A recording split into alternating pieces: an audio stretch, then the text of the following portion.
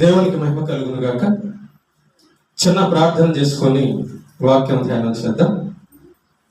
పరలోకమందున మా కన్న తండ్రి, నీ యొక్క పరిశుద్ధమైన పాదాలకు నమస్కారం తెలియజేస్తూ ఉన్నాం. మరొక దినాన్ని మాకు అనుగ్రహించినందుకు స్తోత్రాలు. నీ దయ, నీ కరుణ, నీ కృపతో కాపాడుతున్న దేవా స్తోత్రం. చదవబడుతున్న యొక్క లేఖన భాగం ద్వారా మాతో మాట్లాడండి, మాకు నేర్పించండి. అభ్యంతరపరచ చూచే సాతాను, దురాత్మ, చీకటి శక్తుల ప్రభావాన్ని తొలగించండి. నీ పక్షాన నీవు నిలబెడుతున్న నీ దాసునైన నేను అల్పజ్ఞుడను, పాపిని, నిష్ప్రయోజకుడను. కేవలం నీ ప్రేమ, నీ కృప చేతనే నువ్వు నిలబెట్టావు. కాబట్టి మా అందరితో మాట్లాడి నీ నామమునికి మహిమ తెచ్చుకోమని క్రీస్తు యేసు పేరిట ప్రార్థిస్తున్నాం తండ్రి, ఆమేన్. ప్రేమన్న దేవుని పిల్లరా, ఈరోజు మనము పరిశుద్ధ గ్రంథంలో నుంచి ఒక భక్తుడైనటువంటి, ఒక మంచి భక్తుడైనటువంటి నోవహు జీవితాన్ని మనం ధ్యానం చేయబోతూ ఉన్నాం. ఈ నోవహు యొక్క తండ్రి పేరు లెమెక్కు. జాగ్రత్త వినండి.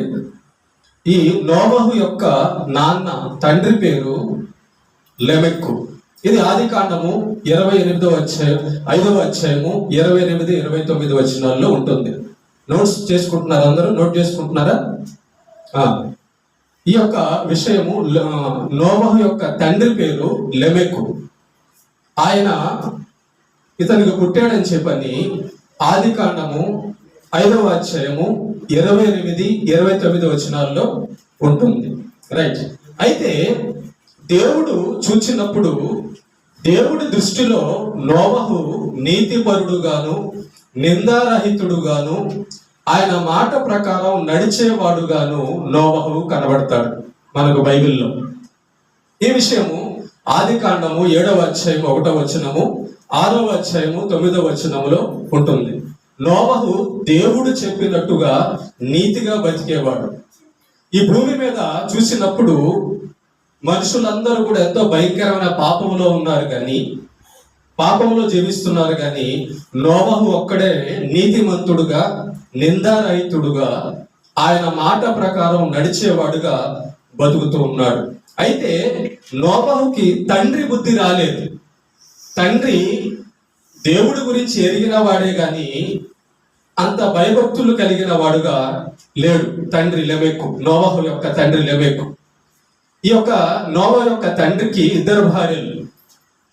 ఈ నోవహు యొక్క తండ్రి ఒక మనిషిని చంపిన నరహంతకుడు.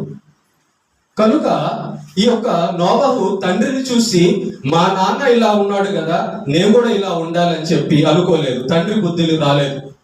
తన ఎదుట సమాజంలో మనుషులు బ్రతుకుతున్నట్టుగా చెడుగా బ్రతకలేదు నోవహు.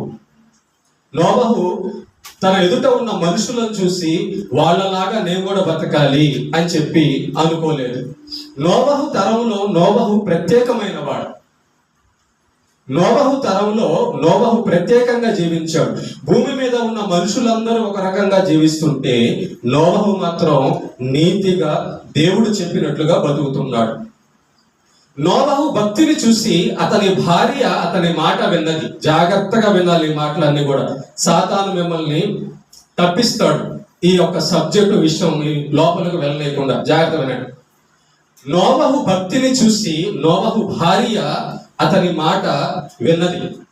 మంచి భర్త అని చెప్పి చాలా గౌరవించింది నోవహు యొక్క భార్య.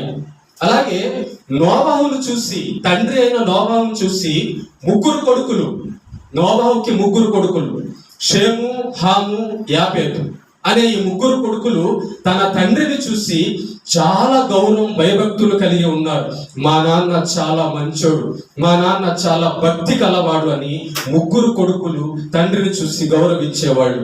అలాగే ఈ 3 కొడుకులకు వచ్చినటువంటి భార్యలు కూడా మావయ్యను చూసి, నోవహు మావయ్య అవుతాడు కదా కోడళ్ళకి, ఆ కోడళ్ళు నోవహును చూసి మా మావయ్య ఎంతో మంచోడు, ఎంతో భయభక్తులు కలిగిన వాడని చెప్పని మావయ్య గురించి ఆ యొక్క 3 కోడళ్ళు చాలా గౌరవంగా ఉండేవాళ్ళు. ప్రేమన్న దేవుని పెట్టారా, ఈ యొక్క నోబహు కుటుంబం ఈ విధంగా భూమి మీద కేవలం నోబహు కుటుంబం మాత్రమే పవిత్రంగా, నీతిగా, దేవుడు చెప్పినట్లుగా దేవుడికి కనబడింది. మిగతా వాళ్ళందరూ కూడా పాపంలో, ఇష్టానుసారమైన జీవితంలో బ్రతుకుతూ ఉన్నారు. కాబట్టి ఇక దేవుడు అనుకున్నాడు, వీళ్ళు నేను చెప్పినట్లు బతకడం లేదు కాబట్టి ఈ మనుషులందరినీ చంపేయాలని చెప్పి ఒక నిర్ణయానికి వచ్చేసాడు దేవుడు. నోబహు కుటుంబం మాత్రం చాలా నీతిగా బతుకుతూ ఉంది. అయితే ఏం జరిగిందంటే గుర్తుపెట్టుకోండి, బాగా వినాలి, ఇదంతా కూడా బాగా వినాలి.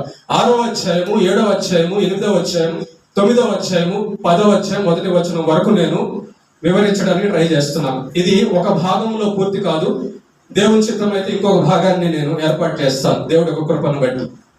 జాగ్రత్తనండి. మనకైతే ఇప్పుడు వర్షం పడుతుంది కదా, వర్షం పడుతుందా లేదా? అప్పుడు వర్షం పడుతుందా కదా లేదా? ఆదాము కాలము నుంచి నోబహుకి 600 సంవత్సరం వచ్చే వరకు కూడా భూమి మీద వర్షం అనేది లేదు. జాగ్రత్త వినాలి పాట. ఆదాము కాలము నుంచి నోబహుకి 600 సంవత్సరాలు వచ్చే వరకు కూడా, ఆ రోజుల్లో ఆదాము నుంచి మొదటి తరం వాళ్ళు 100 సంవత్సరాలు బ్రతికేవాళ్ళు. దేవుడు వాళ్ళకి అంత ఆయుష్ ఇచ్చేవాడు. చూస్తారా ఆ మాట? చూడండి ఒకసారి. ఆదికాండము 2వ అధ్యాయము 5, 6 వచనాలు చదవండి. త్వరగా తీయాలి. నేను సబ్జెక్ట్ మీకు ఎక్కువ అందించాలంటే వచనం త్వరగా తీయాలి. ఆదికాండము 2వ అధ్యాయము 5వ వచనము 6వ వచనం చదవండి. ఆదికాండము 2వ అధ్యాయం. అది వరకు పొలమందలి ఏ పొదయు ఉండలేదు, పొలమందలి ఏ చెట్టును మొలవలేదు. ఏలయనగా దేవుడైన యెహోవా భూమి మీద వాన కురిపించలేదు. చూసావా, ఆదాము కాలంలో వర్షం లేదు. ఇప్పుడైతే మన కాలంలో వర్షాలు, తుఫాన్లు, వరదలు వస్తున్నాయి. కానీ ఆదాముని ఏదైనా తోటలో పెట్టిన దగ్గర నుంచి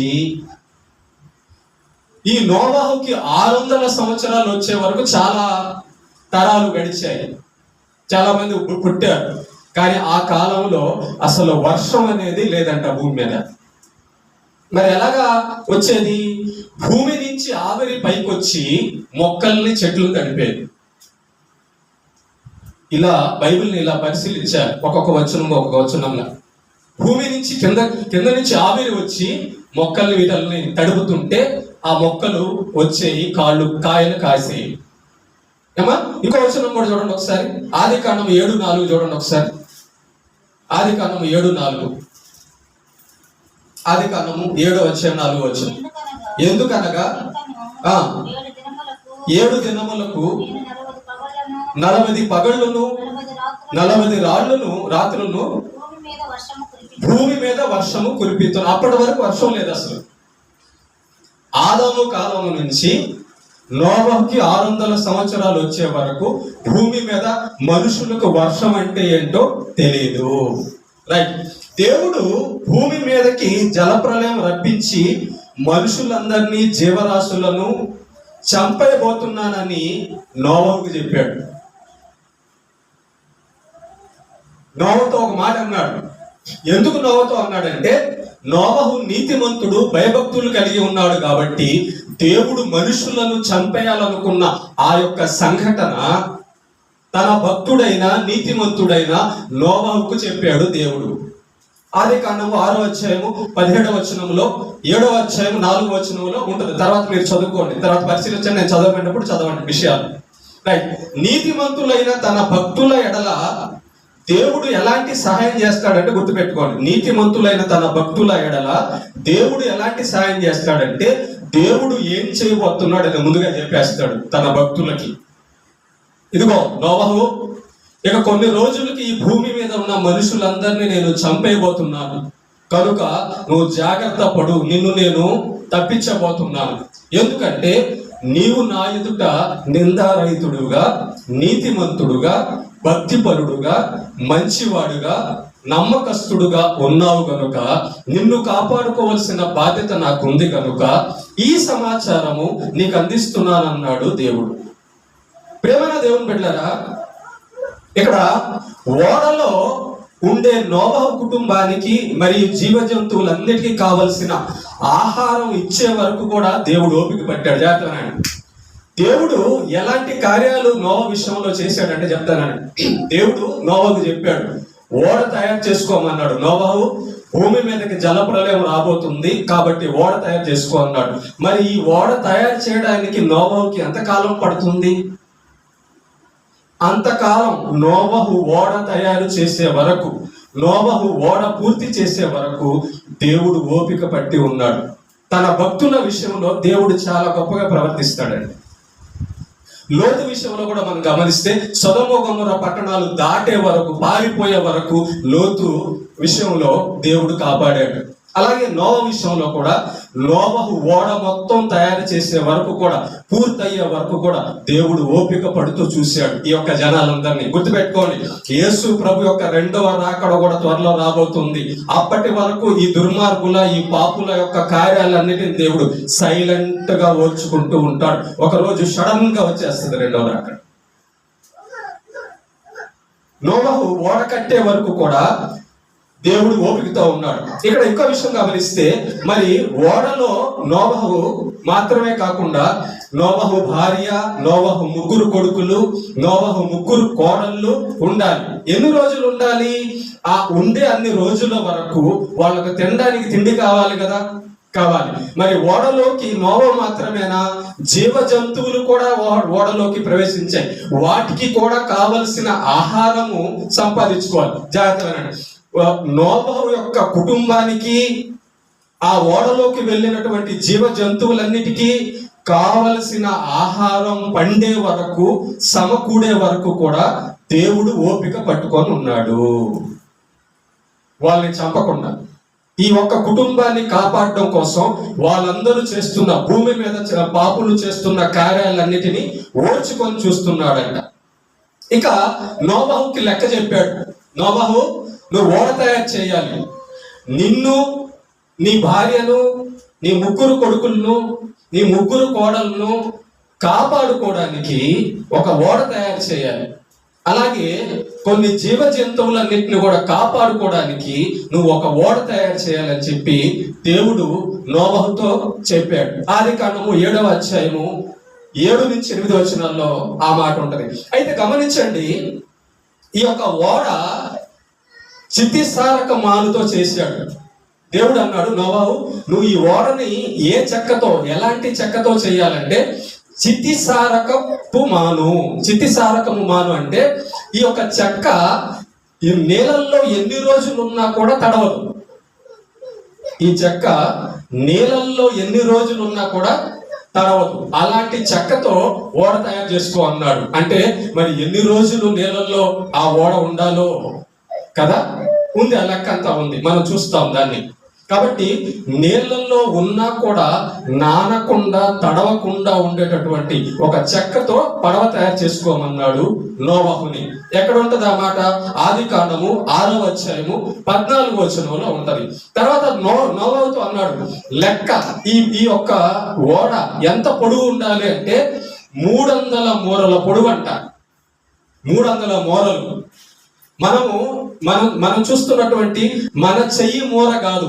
ఆ రోజుల్లో ఒక్కొక్క మనిషి 900 సంవత్సరాలు, 800 సంవత్సరాలు, 700 సంవత్సరాలు బతికారంటే చిన్న మనుషులు కాదు, పెద్ద పెద్ద మనుషులు ఆకారాల్లో. మన మూర లాంటి మూరలు కాదు అవి, మనకంటే డబల్ ఉంటుంది వాళ్ళ మూరలు. అలాంటి మూరతో ఎవరమ్మా మాట్లాడుతున్నారు? అలాంటి మూరతో దయచేసి సైలెంట్.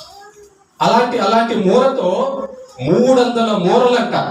ఏమా 300 మూరల పొడవు, 50 మూరల వెడల్పు, 30 మూరల ఎత్తు ఈ యొక్క ఓడ ఉండాలి అని చెప్పి లెక్క చెప్పాడు దేవుడికి.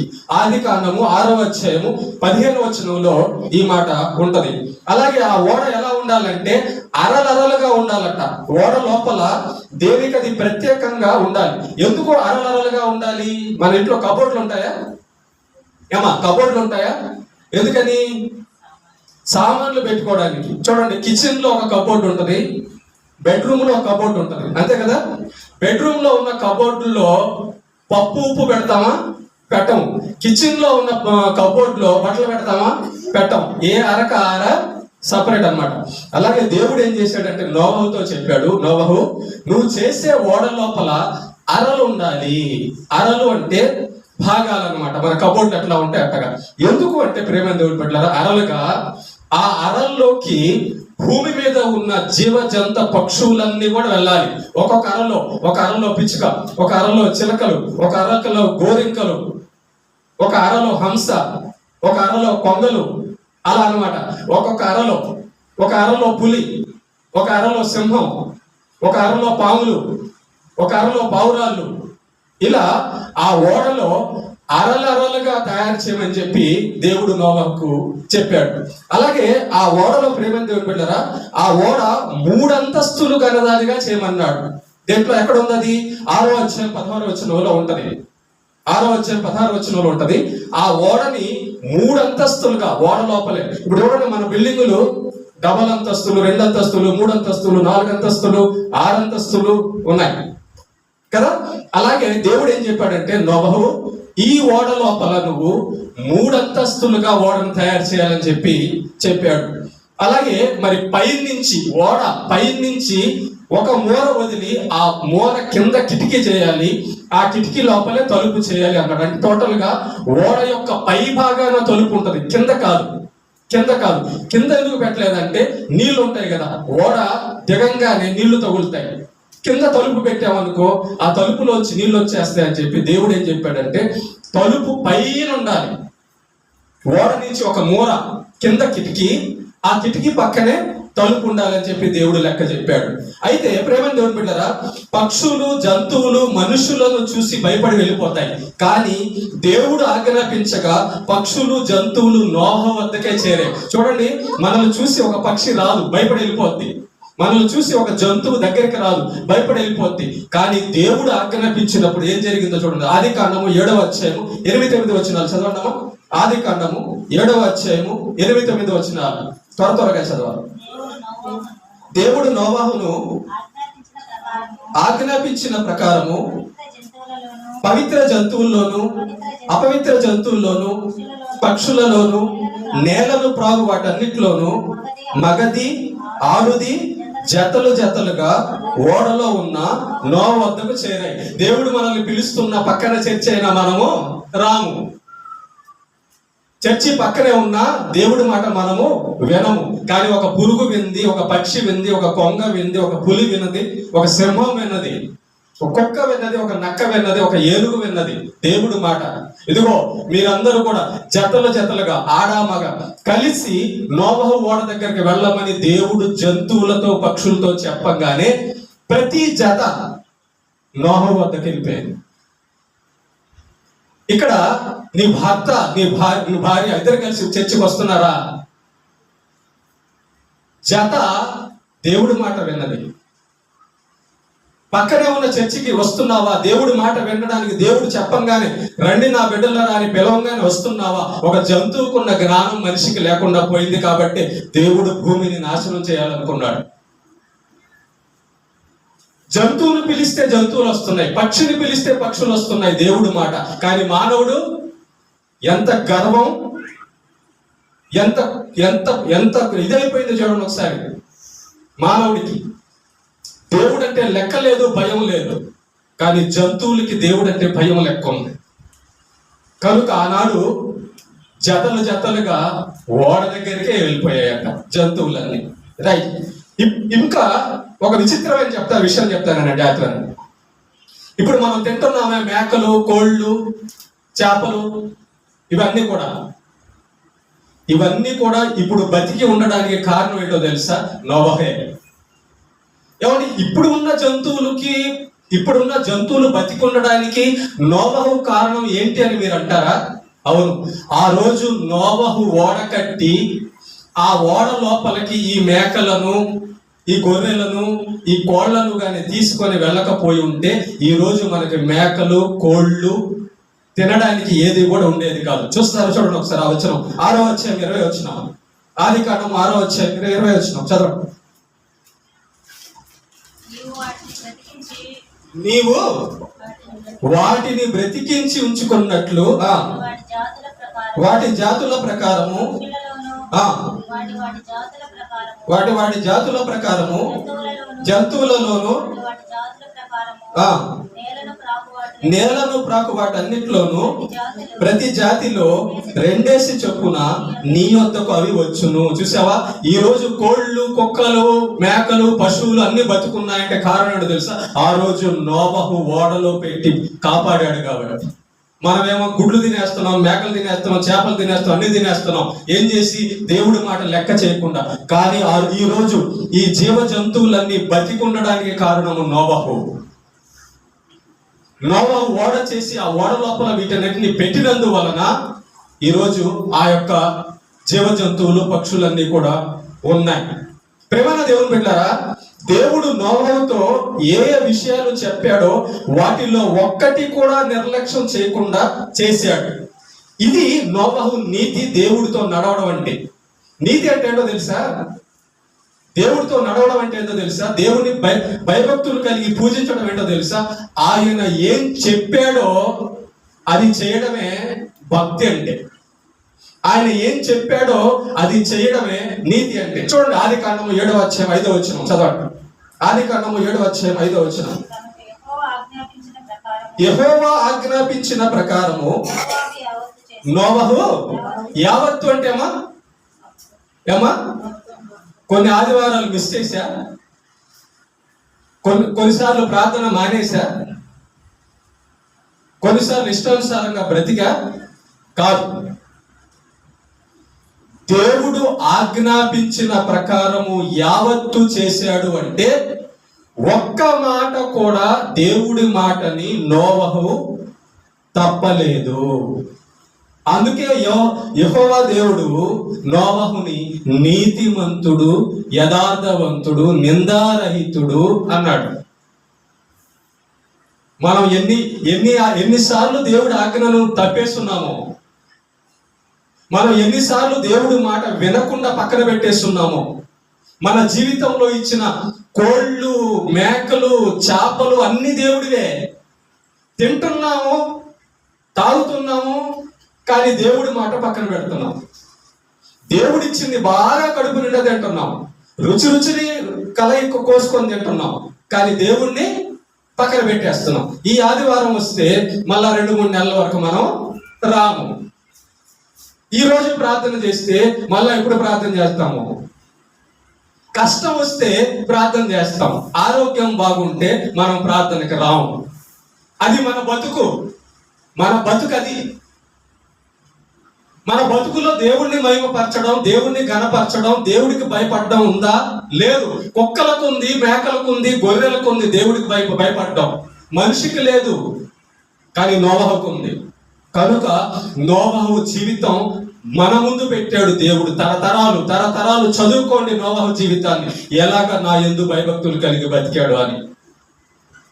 ప్రేమైన దేవుని బిడ్డలారా, నోవహుకు 500 సంవత్సరం వచ్చినప్పుడు ముగ్గురు పిల్లలు పుట్టారు. జాగ్రత్తగా ఎంతమ్మా? నోవహుకి 500 సంవత్సరాలు వచ్చిన తర్వాత పిల్లలు పుట్టారు. మనకైతే ఇక్కడ పెళ్లి కాగానే 16 సంవత్సరం, 17, 20 సంవత్సరాలు పిల్లలు పుడతారు.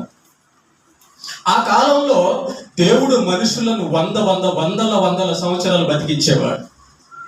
నోవహుకి 500 సంవత్సరాలు వచ్చినప్పుడు 3 పిల్లలు పుట్టారు. వాళ్ళ పేర్లు షేము, హాము, యాపేతు. ఆదికాండము 5వ అధ్యాయం 32వ వచనం చదవండి.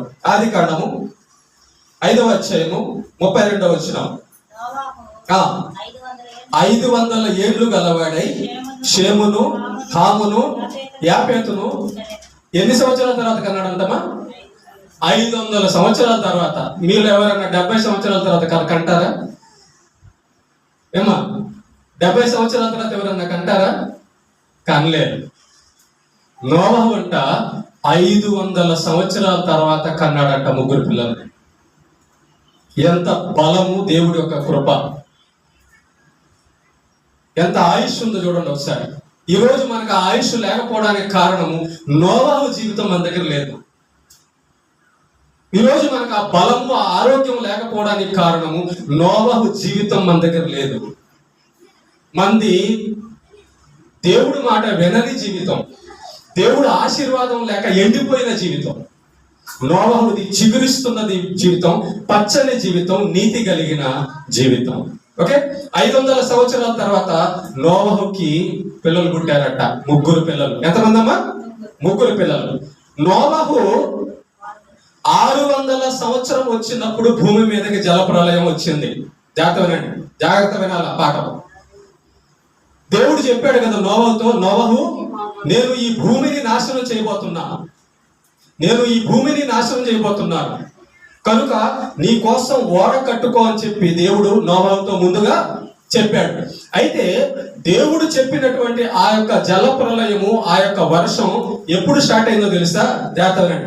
నోవహుకి 500 సంవత్సరాల్లో పిల్లలు పుడితే నోవహుకి 600 సంవత్సరాలు వచ్చేసరికి 600 సంవత్సరంలో ఈ యొక్క వరద, ఈ యొక్క వర్షం స్టార్ట్ అయింది. ఎన్ని సంవత్సరాలు? 500 నుంచి 600 సంవత్సరాలకి 100. ఈ యొక్క నోవహు ఓడ ఎన్ని సంవత్సరాలు కట్టాడు తెలుసా? సుమారు 100 సంవత్సరాలు ఓడను కట్టాడు. ఓడని 100 సంవత్సరాలు కట్టాడు. దేవుడు చెప్పాడు కనుక 100 సంవత్సరాలు నమ్మకంతో కట్టాడు. అప్పటికి వర్షం లేదు, కానీ దేవుడు చెప్పాడు నోవహు వర్షం పడిద్ది, ప్రళయం వచ్చింది, ఓడను కట్టుకో అంటే, ఏంది ప్రభువా, ఆదాము కాలం నుంచి అసలు వర్షం లేదు, ఏమి లేదు, నువ్వు ఇప్పుడు వర్షం పడిద్ది అంటున్నావు, నాకు నమ్మకం లేదు అని అనలా. అది వరకు చూడని వర్షం గురించి దేవుడు చెప్పినప్పుడు నోవహు విశ్వాసము గలవాడై, దేవుని ఎడల విశ్వాసం గలవాడై 100 సంవత్సరాలు వరకు ఓడను కడుతూనే ఉన్నాడు. ఈ 100 సంవత్సరాలు ఓడ కట్టేటప్పుడు ఆ చుట్టుపక్కల ఉన్న జనం ఏమని ఉంటారో తెలుసా? అరే పిచ్చోడా నోవహు, అసలు వర్షం అనేది పైన పడడం ఎప్పుడైనా చూసావా? మా తాతల తరాల్లో కానీ ఎప్పుడైనా నీకేమైనా పిచ్చి పట్టిందా? వర్షం పడిద్ది, ఈ భూమి అంతా కూడా నాశనం అయిపోద్దని అంటున్నావు, ఓడ కడుతున్నావు అని నోవహుని ఎగతాళి చేశాడు. నోవహు 100 సంవత్సరాలు సువార్త చేశాడు ఓడ కట్టి. ఆ ఓడ కడుతూ ఉంటే బయట జనాలందరికీ కూడా సువార్త అది. ఇదిగో దేవుడు చెప్పాడు జలప్రలయం రాబోతుంది అని. 100 సంవత్సరాలు కడుతూనే ఉన్నాడు. ఆ 100 సంవత్సరాలు ఆ చుట్టుపక్కల జనాలందరికీ కూడా చెబుతూనే ఉన్నాడు సాక్ష్యంగా సువార్త. 100 సంవత్సరాల తర్వాత ఇదిగో రాబోతుంది జలప్రలయం, జాగ్రత్త. ప్రేమ దేవుని బిడ్డ చూడండి, ఆదికాండం 7వ అధ్యాయం 6వ వచనం చదవండి. ఆదికాండం 7వ అధ్యాయం 6వ వచనం. ఆ జల ప్రభావము భూమి మీదకి వచ్చినప్పుడు నోవహు 600 ఏళ్ళు గలవాడు. చూసారా? 500 సంవత్సరంలో పిల్లలు పుట్టారు, 600 సంవత్సరంలో జల ప్రళయం వచ్చింది. అంటే ఈ 100 సంవత్సరాల లోపల నోవహుకి పిల్లలు పుట్టారు, పెరిగారు, వాళ్ళు కూడా ఆ ఓడలో పాల్గొని ఉంటారు, వాళ్ళు పెళ్లిళ్ళు చేసుకున్నారు, 3 కోడలను తెచ్చుకున్నాడు నోవహు. ఈ 100 సంవత్సరాల్లో జరిగిపోయింది. ఈ 100 సంవత్సరాల్లో నోవహు ఓడ కట్టాడు. వింటున్నారా? జాగ్రత్తగా అందరూ వింటున్నారా? అర్థమవుతుంది కదా? రైట్. 600 సంవత్సరంలో వరద స్టార్ట్ అయింది. ప్రేమన దేవుని బిడ్డలారా, ఈ వరద స్టార్ట్ అయినప్పుడు దేవుడు నోవహుతో చెప్పాడు.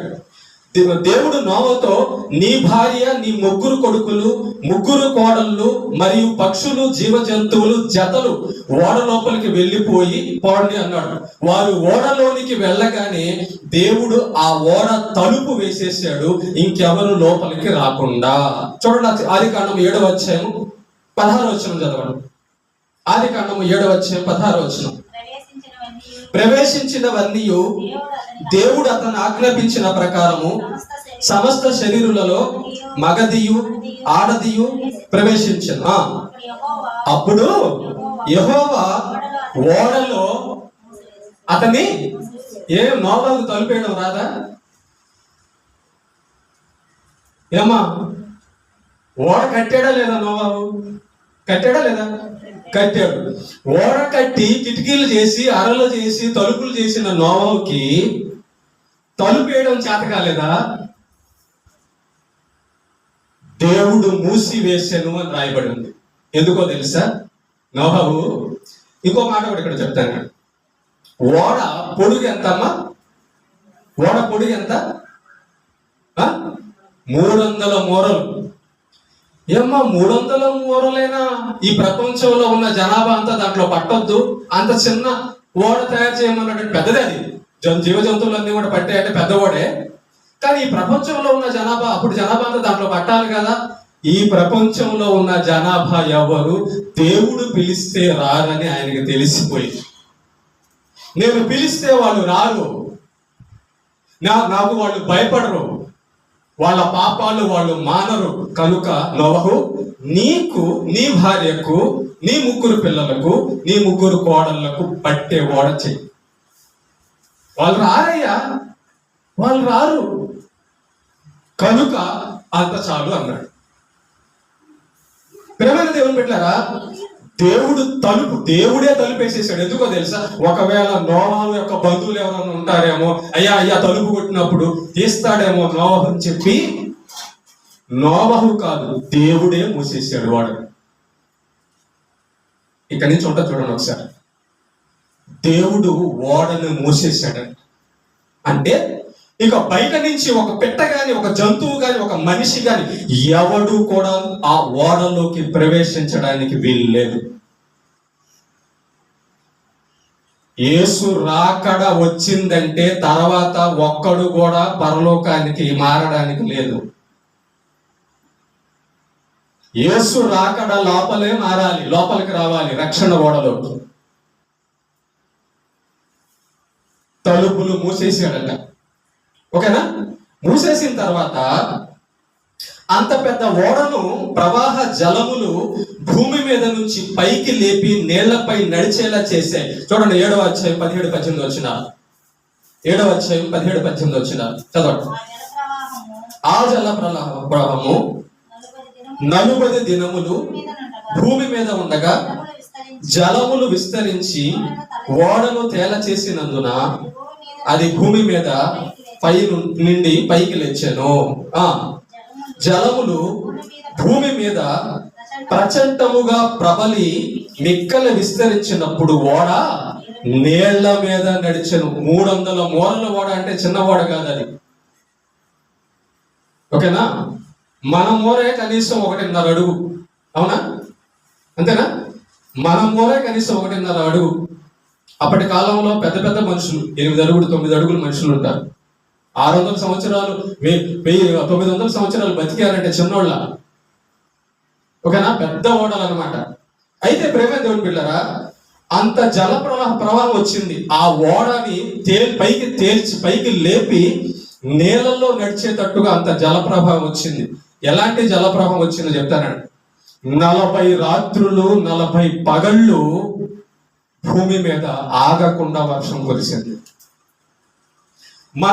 మనకిప్పుడు 2 రోజులు 2 రోజులు కూడా కాదు, ఒక్క రోజు ఆగకుండా వర్షం పడితేనే మన ఊరు చుట్టూ నీళ్ళు వచ్చేస్తాయి. పోయిన సంవత్సరం కాకుండా అవతల సంవత్సరంలో మీరు గమనించారో లేదో, గౌరవరం చుట్టూ నీళ్ళే, అవునా? చూసారా? ఎన్ని రోజులు పడి ఉంటుంది మహా అయితే? తక్కువ రోజులే. ఇక్కడ చూడండి, 40 పగళ్ళు 40 రాత్రులు వర్షం పడితే ఎంత నీళ్లు వచ్చాయో ఒకసారి ఆలోచించండి. ఇది మాత్రమే కాదు, ఇది మాత్రమే వర్షం నీళ్ళ మాత్రమే కాదు. ప్రేమన దేవుని బిడ్డలారా, ఈ జల ప్రళయం ఎలాగా వచ్చిందంటే పైన ఆకాశం నుంచి కూడా దేవుడు నీళ్లను వదిలేసాడు. పైన ఆకాశం పైన నీళ్లు ఉన్నాయా? ఉన్నాయి. ఇంకా దేవుడు ఎంత నీటిని భూమి మీదకి పంపించాడంటే, మనం భూమిని తవ్వితే బాయిల కోసం నీళ్ళని తవ్వుతాం కదా, బాయిని తవ్వుతాం కదా, నీళ్ళ కోసం తవ్వుతాం కదా, అవునా? కింద నీళ్లు ఉంటాయని తవ్వుతామా? అంటే నీళ్లు ఉన్నాయా? కింద ఉన్నాయి. కింద ఉన్న నీళ్ల ఓటలను కూడా దేవుడి పైకి వదిలేశాడు. భూమి కింద ఉన్న నీళ్ల ఓటలను, మహా అగాధ జలములను, పైన ఆకాశపు తూముల జలములను వదిలేసేస్తే భూమి మీద ఎలా ఉంటుందో పరిస్థితి చెప్పండి. భూమి మీద పరిస్థితి ఎలా ఉంటుందో చెప్పమంటారా? సముద్రాన్ని చూసారా? మీలో సముద్రాన్ని ఎంతమంది చూసారు? చేతులు ఎత్తండి. ఏమో సముద్రాన్ని ఎంతమంది? అందరూ చూశారు కదా? జాగ్రత్తనండి. ఈ భూమి మీద అప్పుడు ఎలాంటి పరిస్థితి ఉందంటే, భూమి సముద్రం ఒకటైపోయింది. భూమి సముద్రం మొత్తం ఒకటైపోయింది. ఎటు చూసినా కూడా నీళ్లే. ఇక ఆ యొక్క ప్రచండ వర్షము, అగాధ జలముల ఊట, ఆ జల ప్రవాహం ఎంత గొప్పగా ఉందంటే చూడండి ఒకసారి. ఈ భూమి మీద ఉన్న ఎత్తైన కొండలన్నీ కూడా మునిగిపోయాయంట. మరి అంత నీళ్లు వస్తే కొండలేముంటాయి? ఉంటుందా? చూడండి ఒకసారి ఆ మాట చూడండి ఒకసారి. ఆదికాండము 7వ అధ్యాయం 19-20 వచనాలు. ఆదికాండము 7వ అధ్యాయము 19-20 వచనాలు త్వరగా చదవండి. ఆ ప్రచండ జలములు భూమి మీద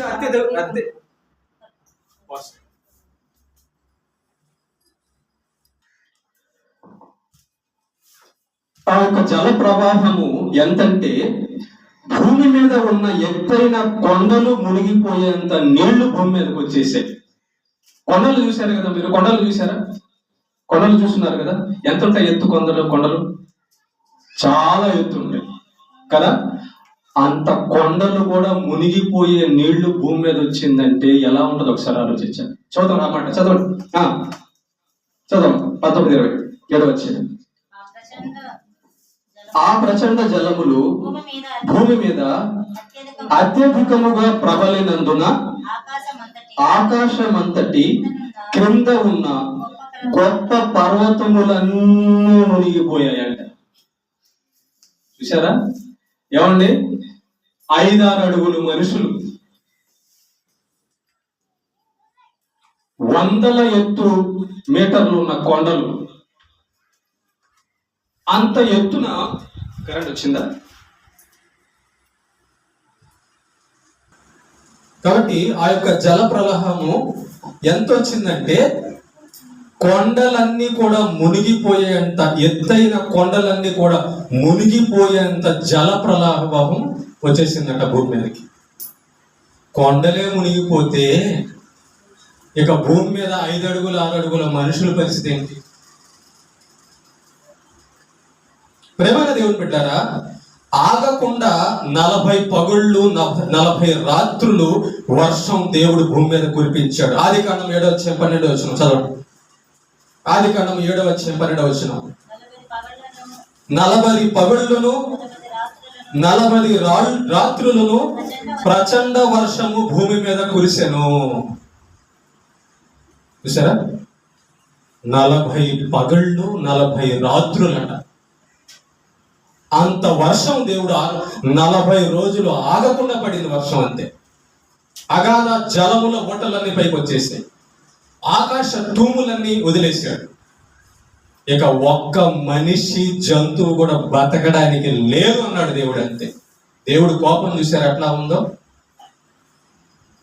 ఆయన మన మీద ఓపిక ఉన్నంత వరకే మన బతుకులు. నా దినాలన్నీ బాగా వెళ్ళిపోతున్నాయి కదా అనుకోవద్దు ఎప్పుడు కూడా. ఆయన ఓపిక పట్టినంత వరకే మన బతుకు.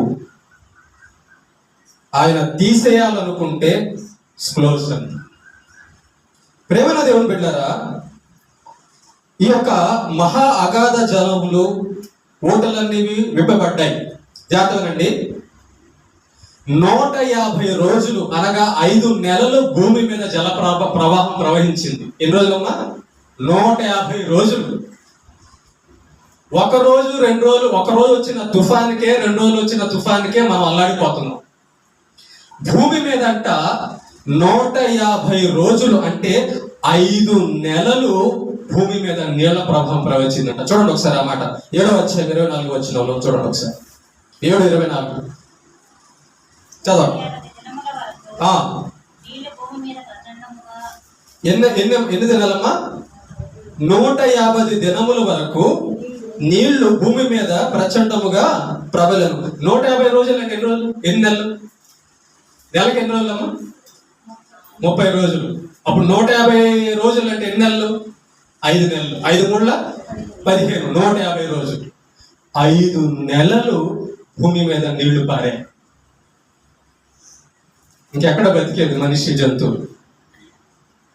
ప్రేమన దేవుని బిడ్డలారా, ఎవరు ఓడలోనికి ప్రవేశించకుండా దేవుడు ఓడను మూసేశాడు. మనుషులు, జంతు పక్షులు చావు కేకలు, ఆర్తనాదాలు, ఏడుపులు ఓడ బయట వినబడేవి నోవహు కుటుంబానికి. జాగ్రత్తనండి. మరి ఇంత జల ప్రవాహం వస్తున్నప్పుడు, వచ్చేసినప్పుడు ఓడ లోపల నోవహు భార్య, నోవహు ముగ్గురు కొడుకులు, నోవహు ముగ్గురు కోడళ్ళు లోపల దాంకొని ఉన్నప్పుడు వాళ్ళకి ఏం వినబడేవో తెలుసా? హాహాకారాలు, మనుషుల యొక్క కేకలు. అయ్యా మమ్మల్ని కాపాడు, నోవహు తలుపుతీ. బయట ఓడను తట్టేవాళ్ళు. మేము నీ మాట నమ్మలేదు, దేవుడు లేడనుకున్నాం అని బయట జంతువుల కేకలు, మనుషుల కేకలు, మెరుపులు, జల ప్రవాహ శబ్దం విని నోవహు భార్య, ముగ్గురు కొడుకులు, కోడలు గడగడ ఒడుకుపోయే వాళ్ళంట. లోపల దేవుణ్ణి స్తుతించే వాళ్ళంట. అమ్మో, మనం గాని దేవుణ్ణి నమ్మకపోయి ఉంటే మనం కూడా ఆ బయట ఇలాగే చచ్చిపోయే వాళ్ళం కదా. నోవహు భార్య నోవహును చూసి, దేవా నాకింత మంచి భర్తనిచ్చావా, ఇలాంటి భర్త లేకపోతే నేను కూడా నాశనం అయిపోయేదాన్ని కదా. నోవహు కొడుకులు నోవహును చూసి, దేవా నాకు ఇలాంటి తండ్రిని ఇవ్వకపోయి ఉంటే మేము కూడా నాశనం అయిపోయేవాళ్ళం కదా. నోవహు కోడళ్ళు మావయ్యను చూసి, దేవా ఇలాంటి మావయ్యను మగ్గాని, ఇలాంటి కుటుంబంలోకి మేము వెళ్ళకపోయి ఉంటే మేము కూడా నాశనం అయిపోయి ఉండేవాళ్ళం కదా అని దేవుణ్ణి ఓడ లోపల స్తుతించారంట. 5 నెలలు ఓడ తిరుగుతానే ఉంది భూమి మీద. ప్రచండ జల ప్రవాహం. 5 నెలలు చెట్టు లేదు, కొండ లేదు, ఏమి లేదు, భూమి మొత్తం కూడా నీళ్ళే. ఎటు పడితే అటు వెళ్ళిపోతుంది ఓడ. ప్రేమైన దేవుని బిడ్డలారా, ఇంత జల ప్రవాహం వచ్చి భూమి అంతా నీళ్లతో నిండిపోయి ఉంటే మనుషులందరూ జంతు కేకలు విని వాళ్ళు దేవుణ్ణి స్తుతించారు ఓడ లోపల. నోవహు నీతి వలన రక్షింపబడని అతని భార్య. గుర్తుపెట్టుకోండి, నోవహు యొక్క నీతి వలన తన కొడుకులు రక్షించబడ్డారు. నోవహు యొక్క నీతి వలన తన కోడళ్ళు రక్షించబడ్డారు. ప్రేమన దేవుని బిడ్డలారా, వాళ్ళందరూ కూడా ఆ ప్రళయాన్ని, ఆ నాశనాన్ని చూసి దేవుణ్ణి ఓడ లోపలే స్తుతిస్తూ ప్రార్థిస్తూ గడిపారు. అయిపోలేదు ఇంకా నోవహు చరిత్ర, ఇంకా చాలా ఉంది. ఈ వారానికి చాలు, మిగతా చెప్తాను వచ్చేవారు 2వ పార్ట్లో. ఇప్పుడు నోవహు భార్య, నోవహు ముగ్గురు కొడుకులు, నోవహు ముగ్గురు కోడళ్ళు, జతల జంతు పక్షులు ఓడ లోపల ఉన్నాయి. ఓడ నీళ్ళల్లో తిరుగుతా ఉంది. మిగతా భాగం వచ్చేవారు. ఓకేనా? దేవునికి మహిమ కలుగుతుంది.